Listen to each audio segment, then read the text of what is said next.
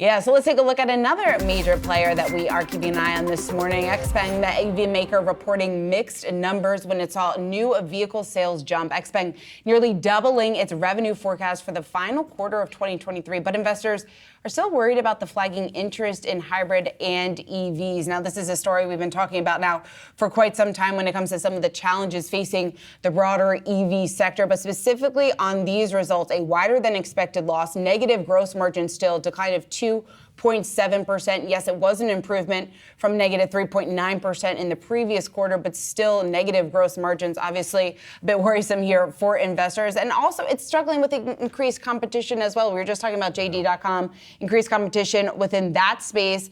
We know the EV space obviously has been very much influenced by some of the newer arrivals of some of the newer vehicles within that space. We know Tesla has been aggressively slashing prices, which has also sparked a price war playing out right now in China. And that, of course, pressuring margins even more. Yeah, you hit the nail on the head here. You look at the margins here. For the gross margin, it was negative 2.7%. Cyclically, or at least kind of looking based on or versus the last year, third quarter of 2023, compared with 13.5% for the same period, 2022. So that is kind of the marker to pair it up against. So significant decline year over year, but sequentially, quarter over quarter, you did see some slight improvement. But in the previous quarter, it was down by about 3.9%. But again, that comes back to that pricing war, the pricing pressures that these companies are going to continue to have to wade through, of course, as more of the companies are changing exactly what that price point is to get their vehicles into market.